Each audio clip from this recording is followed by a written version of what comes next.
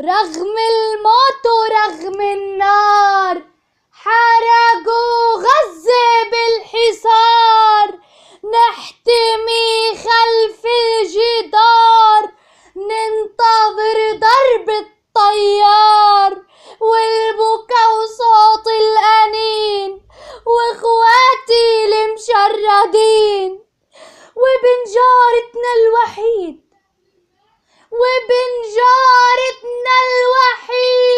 رفع السبابة شهيد.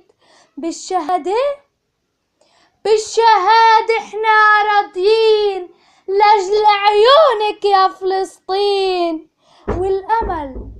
والأمل هو التعليم وفي المدارس آمنين، والقيادة مدرستنا حضانتنا كتير وعلمتنا،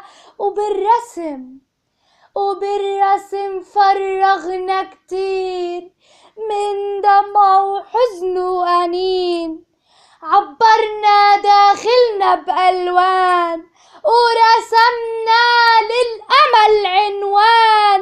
معلم رياضي إنسان صمم لي برج الأحلام،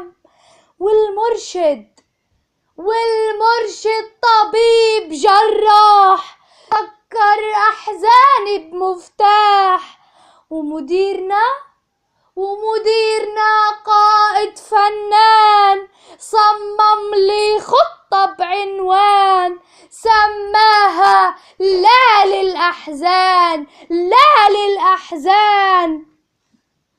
للوكالة احنا عنوان، ننحني شكر وعرفان.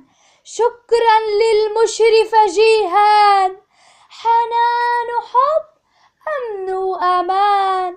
شكرا لكل الحاضرين من إدارة ومشرفين. شكرا لكل الحاضرين من إدارة ومشرفين. كانت معكم الشاعرة بيان المصري في قصيدة من تأليفي، وأرجو أن تعجبكم.